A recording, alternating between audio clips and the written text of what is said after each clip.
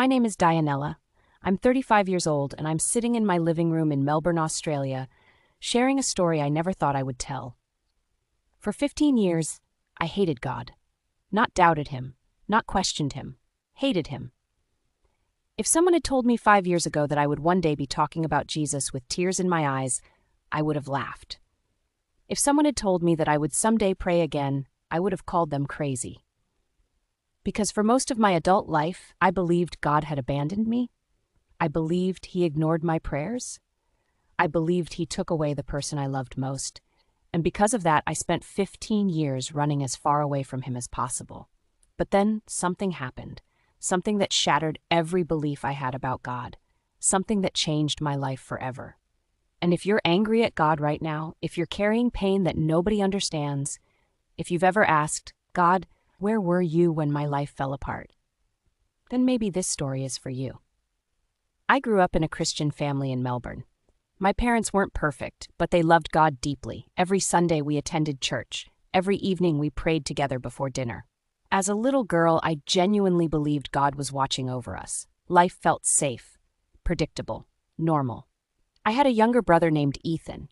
He was 2 years younger than me and my absolute best friend. We did everything together. We rode our bikes through the neighborhood.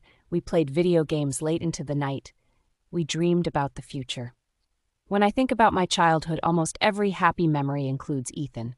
He wasn't just my brother, he was my best friend, my protector, my biggest supporter, and I loved him more than words can describe.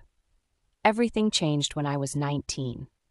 One ordinary afternoon, Ethan collapsed during a football practice. At first, everyone thought it was dehydration, but after several tests, doctors discovered something far worse. A rare and aggressive heart condition. The diagnosis felt like a nightmare. Our family was devastated. I remember sitting in the hospital hallway watching my mother cry. I had never seen her cry like that before. Not once, not ever. That night, I prayed harder than I had ever prayed in my life. God, please heal him. Please save my brother. Please don't let him die. I believed God would answer. I truly did. Church members prayed, friends prayed, family members prayed. Hundreds of people prayed. For months we lived on hope. Some days Ethan seemed stronger, other days he struggled to breathe, but we kept believing, kept praying, kept trusting, until the morning everything fell apart. I was 20 years old. The phone rang at 5:12 a.m. I still remember the exact time. My father called. His voice was shaking. Dianella, get to the hospital. My heart sank instantly. Deep down, I already knew. When I arrived, my mother was crying uncontrollably. Doctors stood nearby with sad expressions, and Ethan, my little brother, was gone. Just gone. One moment he was part of my world. The next moment he wasn't. No warning, no miracle, no answer, nothing. I remember staring at the hospital floor. I remember feeling numb, then angry. Very angry. I looked out the window toward the sky and whispered words I never thought I would say. I hate you. Those 3 words changed the course of my life. The weeks after Ethan's death were unbearable. People tried to comfort me. God has a plan. He's in a better place. Everything happens for a reason. Every sentence made me angrier. What plan? What reason? What kind of loving God lets a 20-year-old die after thousands of prayers? Nobody had answers. And honestly, I wasn't looking for answers. I was looking for someone to blame, and God became my target. I stopped attending church, stopped praying, stopped reading the Bible. Eventually, I stopped believing altogether. Whenever someone talked about faith, I rolled my eyes. Whenever Christians spoke about miracles, I became irritated. Inside my heart, bitterness grew like a poison. Year after year, 15 years, life moved on, at least externally. I graduated from university, started a career in digital marketing, bought an apartment, built a successful life. On social media, everything looked perfect. Smiling photos, travel pictures, career achievements, happy moments. But those photos never showed what happened after midnight. They never showed the anxiety, the loneliness, the anger, the endless questions.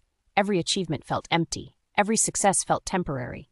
Because no matter what I accomplished, the pain remained. Sometimes I would wake up from dreams about Ethan. In the dream, he was alive, laughing, talking, smiling. Then I would wake up, and reality would hit all over again. 15 years later, I still felt broken.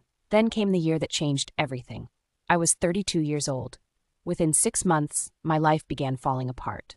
First, I lost my job. The company downsized unexpectedly. One afternoon, I walked into a meeting room and walked out unemployed. Then my 7-year relationship ended, just like that. No dramatic fight, no betrayal. Just two people realizing they were no longer moving in the same direction. I came home to an empty apartment, an empty future, an empty heart. For the first time in years, I felt completely alone. The depression hit harder than anything I'd experienced before. Some mornings I couldn't get out of bed. Some nights I sat in darkness for hours. I felt invisible, forgotten. And strangely enough, despite spending years claiming I didn't believe in God, I found myself talking to him, not praying, arguing. Where are you? Why do you keep taking things away? Why does life keep hurting? Of course, I never expected an answer. I had spent 15 years convinced God wasn't listening. Then one rainy evening, everything changed. I was walking through Melbourne after another unsuccessful job interview. Rain poured from the sky. My thoughts were dark, heavy, hopeless. I sat alone on a bench near a small park, and for the first time in years I cried. Really cried. Not the polite tears people hide, the kind of crying that comes from years of buried pain, years of disappointment, years of anger. I sat there completely broken. Then I heard a voice, a gentle voice. "Can I sit here?" I looked up. An elderly woman stood beside me holding an umbrella. She looked to be in her late 60s, kind eyes, warm smile. I nodded. She sat down beside me. For several moments we sat in silence. Then she said something that made my entire body freeze. "You've been angry at God for a very long time, haven't you?" My heart stopped. I stared at her. I had never met this woman before, not once. Yet somehow she had spoken the secret I had carried for 15 years, and what happened next would completely transform my life. I stared at the elderly woman. For a moment, I honestly wondered if she somehow knew me. Maybe she attended my parents' church. Maybe she had heard my story from someone else. Maybe there was a logical explanation. "There must be some mistake," I said quietly. She smiled. "No mistake." The rain continued falling around us. Cars passed in the distance. But suddenly it felt as though the entire world had become silent. I looked at her carefully. "Do I know you?" She shook her head. "No." "Then how do you know that?" Her answer was simple. "I don't." That response confused me even more. Before I could ask another question, she continued, "But God does." The moment she mentioned God, my defenses immediately went up. I stood from the bench. "Look, I'm really not interested in a religious conversation." She nodded calmly. "I understand." There was no pressure, no argument, no attempt to convince me, just kindness. For some reason, that made it harder to walk away. Most Christians I had encountered over the years seemed eager to debate, to explain, to persuade. This woman didn't. She simply sat there. Eventually, I sat back down. We remained silent for nearly a minute. Then she looked at me and asked a question that struck deeper than I expected. "Are you tired?" I laughed bitterly. "Tired?" She nodded. "Tired of carrying all that anger." My eyes immediately filled with tears. Not because I wanted them to, because she was right. I was tired. Exhausted, actually. For 15 years, I had carried resentment everywhere. It had become part of my identity, part of who I was, the angry girl, the wounded girl, the girl who lost her brother, the girl who hated God. And suddenly I realized something. I didn't know who I was without that anger. The woman introduced herself as Margaret. We talked for nearly an hour, mostly about life, not religion, not theology, just life. I told her about losing my job, my failed relationship, my anxiety, my loneliness. I never mentioned Ethan, yet somehow it felt like she already knew.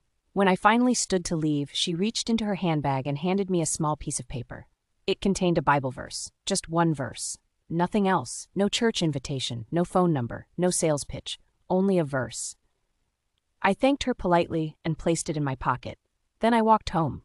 Honestly, I had no intention of reading it. That night I couldn't sleep. The rain tapped softly against my apartment window. My mind replayed the conversation over and over, especially her question. "Are you tired?" Around 2 a.m., I remembered the paper. I pulled it from my pocket. The verse was from Matthew 11:28. "Come to me, all you who are weary and burdened, and I will give you rest." I stared at those words. Weary, burdened. Those two words described exactly how I felt. For years I had told people I was angry, but beneath the anger was something deeper. Weariness. I was exhausted from carrying pain, exhausted from pretending I was okay, exhausted from fighting battles nobody could see. For some reason, I read the verse again and again and again. Then I did something I hadn't done in 15 years. I prayed. Not a beautiful prayer, not a faith-filled prayer, not even a respectful prayer, just an honest one. God. The word felt strange coming from my mouth. I hadn't said it in years. I sat quietly, then continued, "If you're real, I don't know what to do anymore." That was it. That was my prayer. No lightning, no angels, no dramatic moment, just silence. Yet somehow I felt slightly lighter, not healed, not transformed, just lighter. And for the first time in years, I slept peacefully. Over the following weeks, strange things began happening. Nothing supernatural, at least not at first. Just small things, unexpected things, the kind of things that make you wonder. Everywhere I went, people seemed to talk about hope. A podcast randomly mentioned forgiveness. A bookstore display featured books about faith. A stranger on a train spoke about overcoming grief. Coincidences, at least that's what I told myself. But the coincidences kept happening. One afternoon, I visited my parents. While helping my mother clean the garage, I discovered an old cardboard box. Inside were family photographs, school certificates, birthday cards, memories from years ago. Then I found something that stopped me cold. A journal. Ethan's journal. I hadn't seen it since his death. My hands trembled as I opened it. Part of me wanted to close it immediately, but another part needed to know, needed to hear his voice again. Slowly, I began reading. Most entries were ordinary. Thoughts about friends, football practice, future plans, dreams. Then I reached an entry written 3 months before he died. My heart nearly stopped. The page read, "If something happens to me, I hope Dianella never blames God. I know she'll be angry. I know she'll be hurt, but God isn't taking anything from us. He's carrying us through it. I wish she could understand that." Tears instantly blurred my vision. I couldn't breathe. I read those words over and over. Again, again, again. 15 years. For 15 years I had blamed God. And here was my brother, knowing exactly what I would do, knowing exactly how I would react. I closed the journal and began sobbing, right there on the garage floor. The pain I had buried for years suddenly erupted. Not anger, grief. Pure grief. The grief I had never allowed myself to feel, because anger had always been easier. That evening I sat alone in my apartment, holding Ethan's journal. For the first time, I admitted something to myself. I didn't just miss my brother. I missed the person I had been before losing him. I missed hope, I missed joy, I missed peace, I missed faith, not because I suddenly believed, but because I remembered what it felt like to have something bigger than my pain. For 15 years, my entire identity had revolved around a tragedy. And tragedy is a terrible foundation on which to build a life. A week later, something happened that shook me even more. I received a phone call. A company I had interviewed with months earlier wanted to offer me a position. The salary was good, the environment sounded healthy, and surprisingly, the office was located only 10 minutes from my apartment. I accepted immediately. After months of rejection, it felt like a miracle. My first day went smoothly. The people were friendly. The atmosphere was positive. For the first time in years, I felt hopeful about the future. Then came my second week. During lunch break, I noticed a woman reading a Bible in the staff kitchen. Normally, I would have avoided her. Instead, curiosity got the better of me.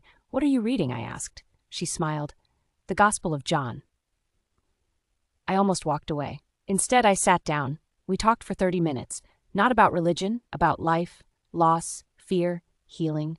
By the end of the conversation, she said something that stayed with me. Sometimes God doesn't remove the storm immediately.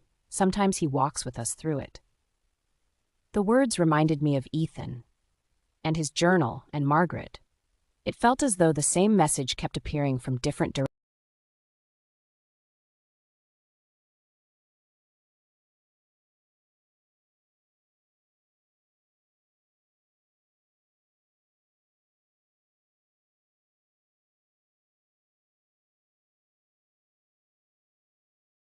Opened Ethan's journal again.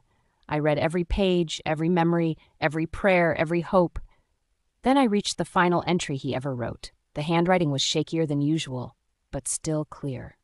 The last sentence said, "Whatever happens, Jesus is enough." I stared at those words until tears rolled.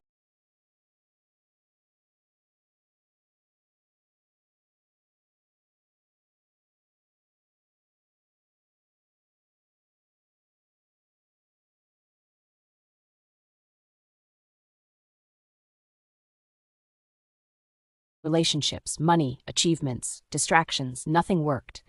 Nothing filled the emptiness. Nothing healed the wound. And deep down, for the first time in 15 years, I began asking a question I never thought I would ask. What if Jesus really was enough?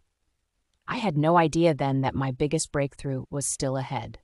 Because only days later, something would happen in my apartment that would leave me on my knees in tears and completely change the direction of my life forever. The days after reading Ethan's final journal entry felt different. Not dramatically different. By the end of the conversation, she said something that stayed with me. Sometimes God doesn't remove the storm immediately. Sometimes He walks with us through it. The words reminded me of Ethan, and his journal, and Margaret. It felt as though the same message kept appearing from different directions, as though someone was trying to get my attention. And honestly, that possibility scared me, because if God really was trying to reach me, then maybe I had been wrong about Him all these years. And that was a terrifying thought, because if I was wrong about God, what else had I been wrong about? That night I opened Ethan's journal again. I read every page, every memory, every prayer, every hope. Then I reached the final entry he ever wrote. The handwriting was shakier than usual, but still clear. The last sentence said, "Whatever happens, Jesus is enough." I stared at those words until tears rolled down my face. Because I couldn't understand them. How could someone facing death have that kind of peace? How could someone whose future was disappearing trust God so completely? I wanted that peace. More than anything. For 15 years, I had been searching for it everywhere else. Success, relationships, money, achievement, distractions. Nothing worked. Nothing filled the emptiness. Nothing healed the wound. And deep down, for the first time in 15 years, I began asking a question I never thought I would ask. What if Jesus really was enough? I had no idea then that my biggest breakthrough was still ahead, because only days later, something would happen in my apartment that would leave me on my knees in tears and completely change the direction of my life forever. The days after reading Ethan's final journal entry felt different. Not dramatically different. Not instantly life-changing. But something had shifted inside me. For years, I had lived with certainty. I was certain God had abandoned me, certain prayer didn't work, certain faith was nothing more than wishful thinking.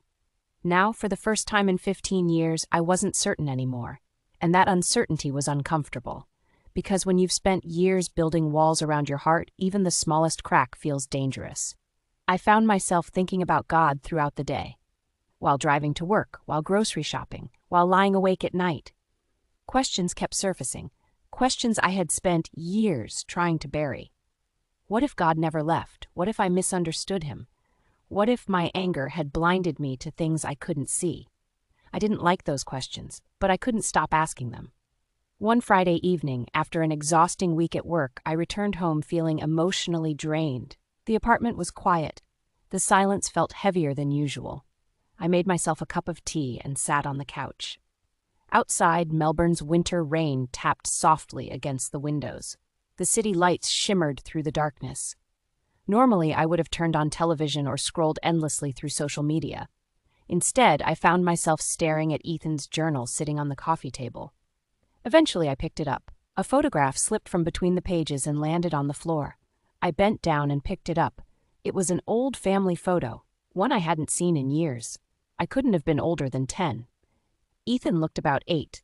We were standing at the beach with our parents, all 4 of us smiling, happy, carefree, together. I stared at the image for several minutes. Then something happened, something I hadn't allowed myself to do since Ethan died. I spoke to him, not because I believed he could hear me, not because I expected an answer, but because my heart couldn't hold the pain anymore. "I miss you," I whispered. The tears came immediately. "I miss you so much." For 15 years, I had avoided conversations like this. Avoided memories, avoided grief, avoided vulnerability. That night, everything poured out. The anger, the disappointment, the loneliness, the heartbreak, the questions, the regret. I cried harder than I had cried at his funeral. Harder than I had cried when my relationship ended. Harder than I had cried after losing my job. It felt like 15 years of pain were finally leaving my body. Hour after hour, tear after tear, I sat on the floor of my apartment and wept. and somewhere around midnight, completely exhausted, I fell asleep on the couch. Then I had a dream. Now, before I tell you about it, understand something. I am not someone who builds theology around dreams. Even today, I don't claim every dream is a message from God. But this dream changed my life. In the dream, I was standing beside a lake. The water was perfectly calm, the sky was bright, everything felt peaceful. Then I saw Ethan. He looked healthy, strong, happy. Exactly as I remembered him before his illness, I started running toward him, tears streaming down my face. "Ethan," he smiled. The same smile I had missed for 15 years. When I reached him, I wrapped my arms around him. For a moment, I couldn't speak. I just cried. Then I finally asked the question that had haunted me for years. "Why did you leave?" He looked at me with sadness. I didn't. The answer confused me. The answer confused me. What do you mean? Then he said something I'll never forget. "You stayed behind." I stared at him. Unable to understand, he gently touched my shoulder. "Dianella, you've been living in that hospital room for 15 years. Those words hit me like a wave, because they were true. Part of me had never left that hospital. Part of me was still standing beside his bed, still angry, still broken, still trapped, still grieving. Then he smiled again and said something else.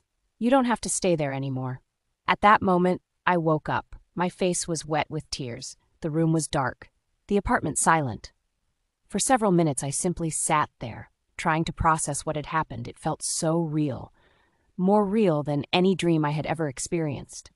I looked at the clock, 3:17 a.m. Sleep was impossible, so I sat at the kitchen table, and for the first time in 15 years, I opened a Bible.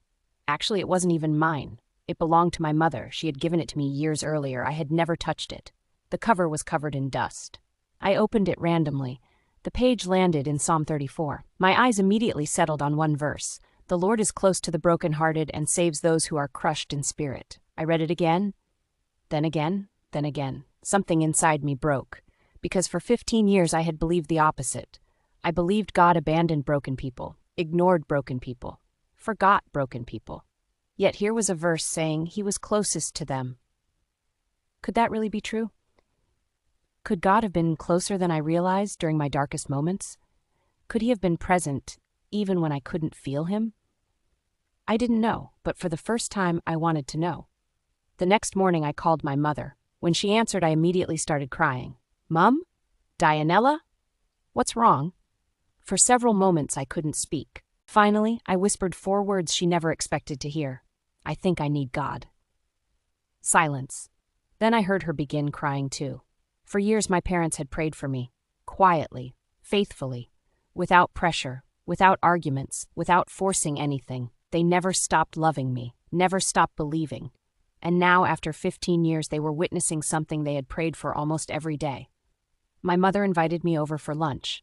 When I arrived, she hugged me tightly, longer than usual. Neither of us mentioned religion immediately. We simply sat together, talking, laughing, sharing memories.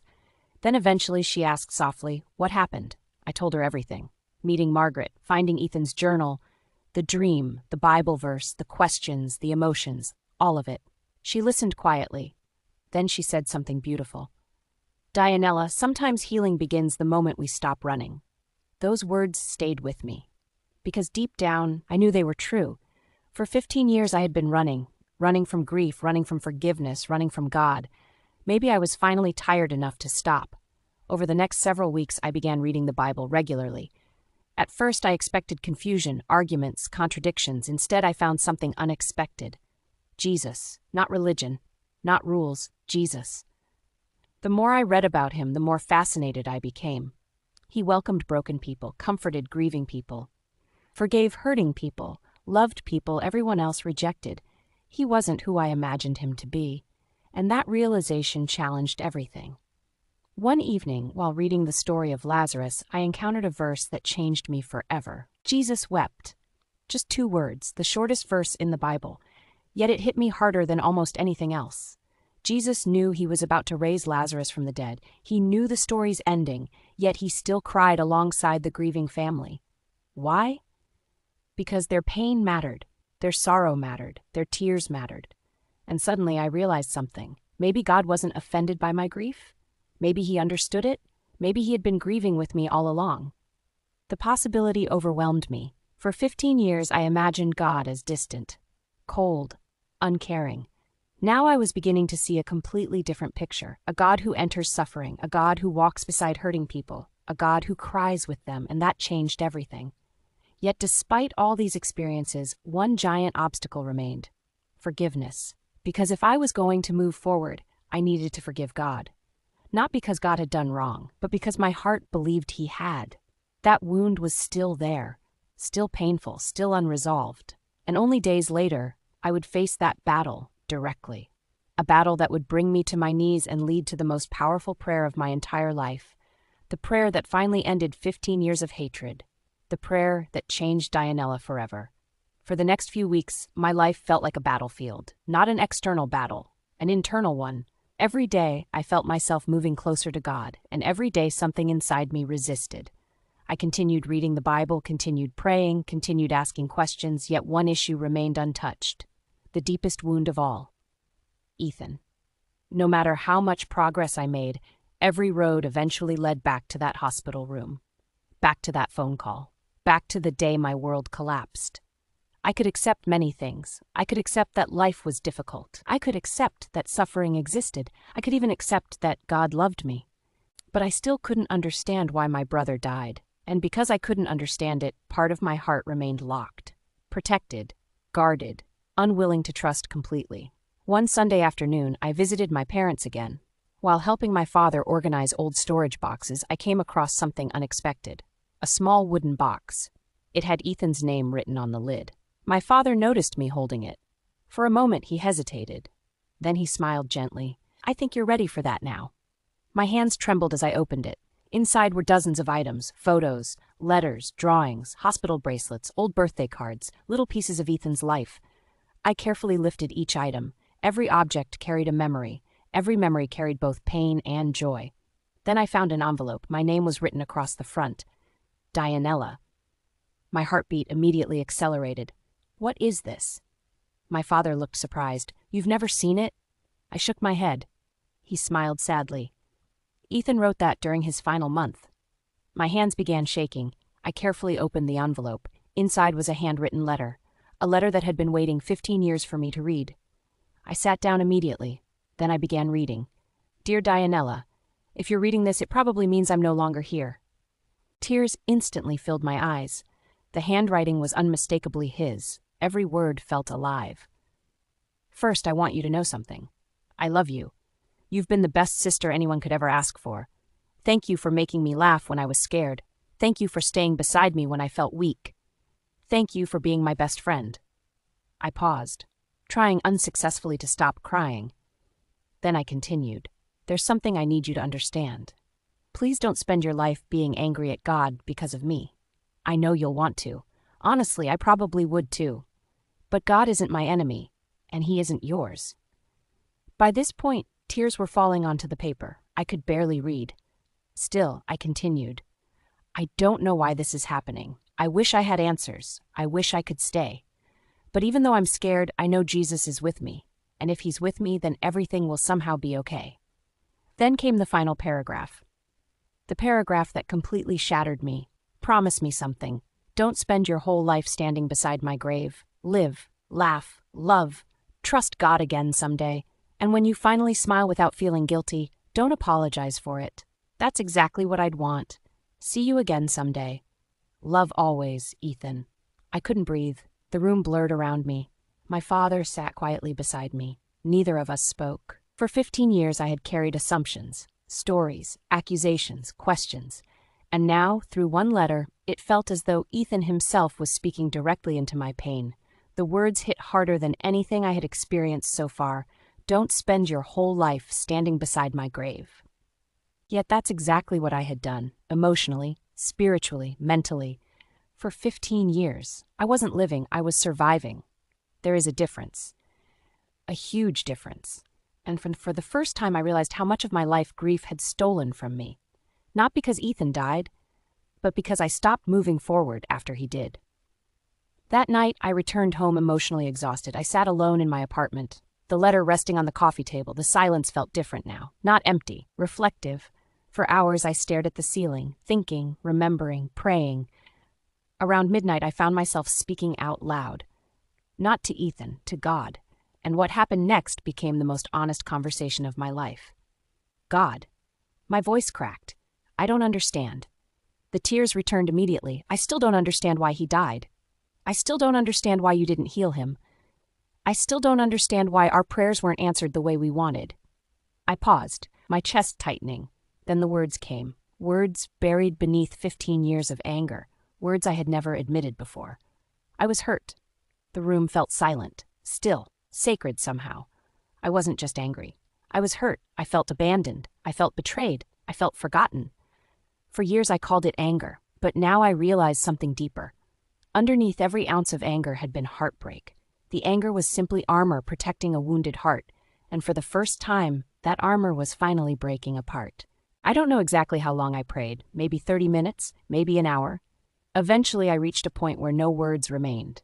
Just tears, just silence. Then something happened. Not an audible voice, not a vision, not anything dramatic, just a realization, a deep realization. For 15 years I had focused on one question. Why did Ethan die? But another question suddenly appeared in my heart. Where was God while Ethan was dying? And for the first time, I saw the difference. I may never fully understand the first question, but Scripture was beginning to answer the second. God was with him. God was with my parents. God was with me. God wasn't absent from our suffering. He was present in it, walking through it, carrying us through it.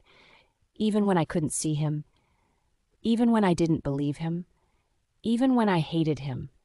The realization overwhelmed me, because if God had remained faithful while I spent 15 years rejecting him, then his love was far greater than I had ever imagined.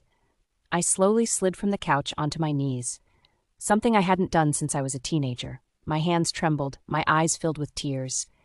And then I prayed the prayer that changed everything. Jesus. The name felt different now, personal, real, close. I'm tired.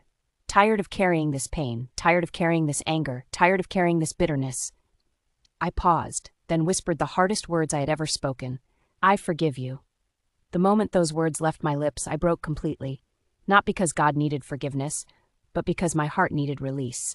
15 years of resentment, 15 years of blame, 15 years of bitterness, all of it came pouring out. I cried harder than I thought possible. Yet underneath the tears, something else appeared. Peace. Not perfect peace, not complete healing, but real peace, the kind I hadn't felt since childhood, the kind I thought was gone forever. As I knelt there, another realization came. I had spent 15 years believing God wanted something from me. Religion, perfection, performance, but the gospel was actually about God wanting me. Broken me, angry me, wounded me, the real me. Not after I fixed myself, not after I became worthy, now, exactly as I was.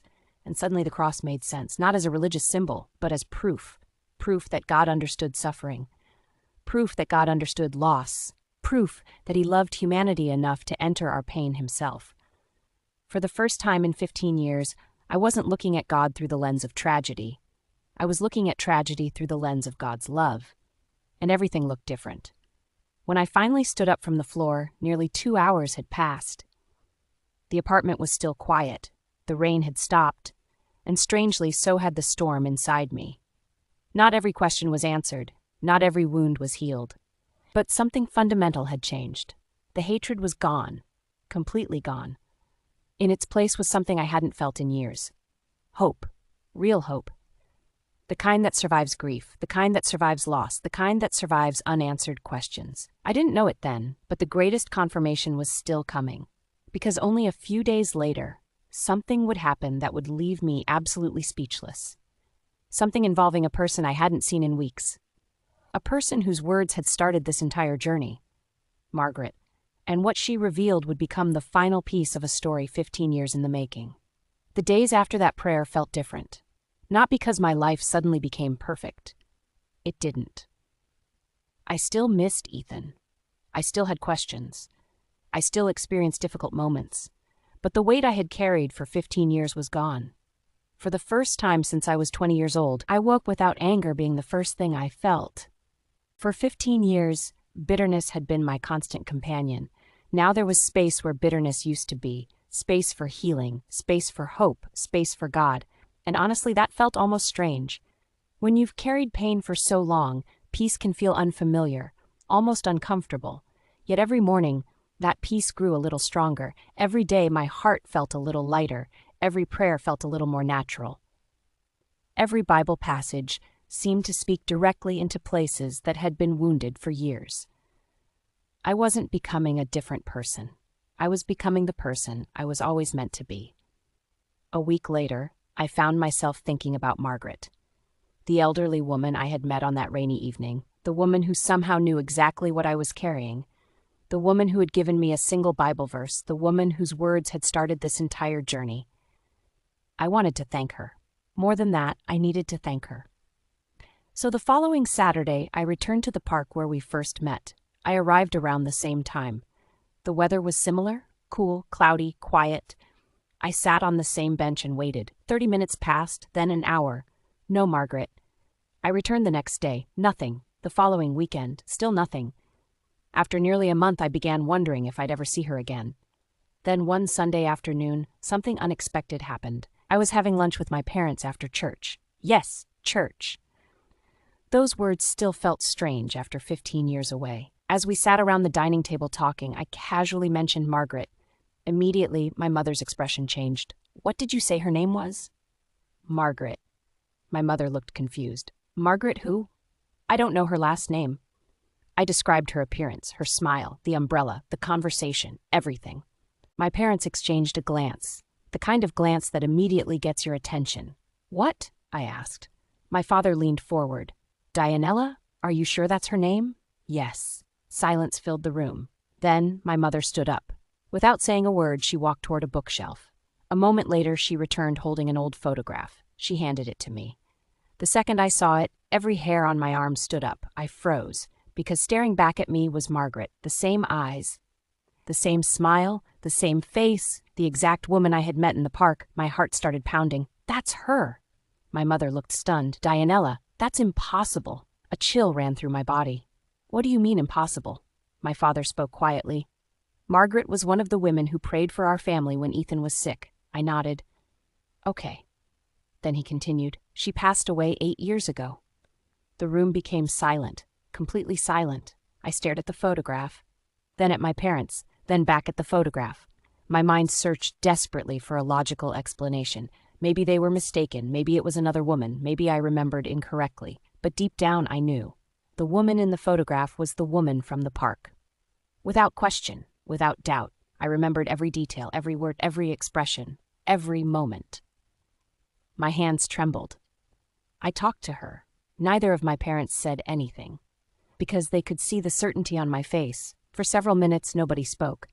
Finally, my mother gently touched my hand. Dianella, I don't know exactly what happened. Neither did I. And even today, I won't pretend to fully understand it. Maybe God allowed something extraordinary. Maybe there is an explanation I won't understand until heaven. I don't know. What I do know is this. That encounter changed my life, and it began a chain of events that led me back to God. That evening, I sat alone in my apartment once again, the photograph resting beside Ethan's letter. 2 reminders, 2 gifts, 2 moments that had transformed everything. I thought about the past 15 years, all the anger, all the bitterness, all the tears, and suddenly I realized something important. God had never stopped pursuing me. Not once. Even when I rejected him, even when I mocked him, even when I blamed him, even when I hated him, he never stopped loving me. I spent 15 years running, yet somehow he remained there every step of the way.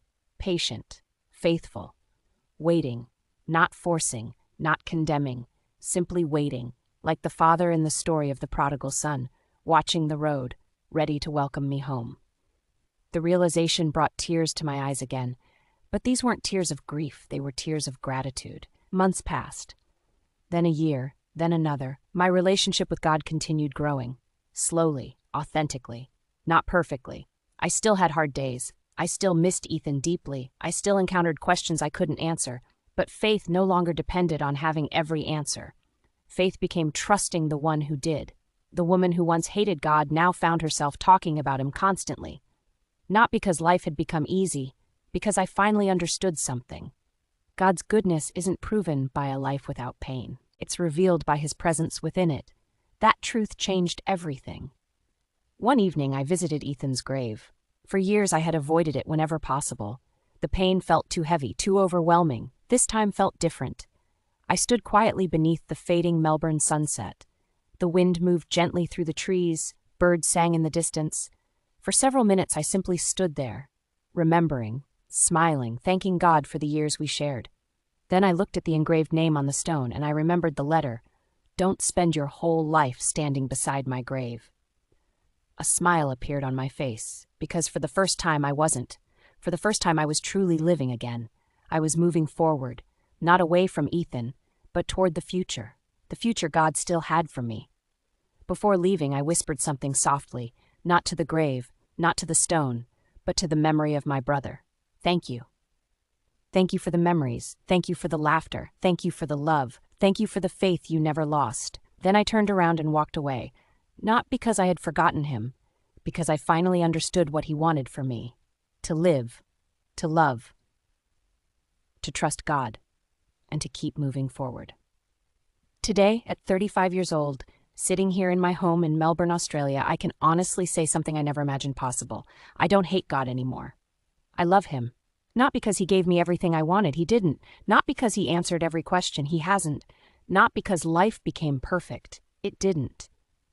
I love him because he stayed, through every tear, every disappointment, every accusation, every year of bitterness. He stayed, and when I finally turned around after 15 years of running, he was still there, waiting, loving, calling me home. So if you're listening to my story right now and you're angry at God, if your heart is broken, if you've lost someone you love, if you've spent years asking why, I want you to know something. Your pain is real. Your grief is real. Your questions are real. But God's love is real too. Sometimes we don't see it immediately. Sometimes we can't feel it through the heartbreak. Sometimes we spend years running from it. I know I did, for 15 years. But if God could find me in my bitterness, if he could heal a heart that spent 15 years hating him, if he could bring hope back into a life that felt hopeless, then he can meet you too. Maybe not in the way you expect, maybe not in the timing you want, but he can. Because the greatest miracle in my story wasn't meeting Margaret. It wasn't the dream. It wasn't the letter. It wasn't even the peace I found. The greatest miracle was this. A God I spent 15 years rejecting, never spent a single day rejecting me, and that truth changed my life forever.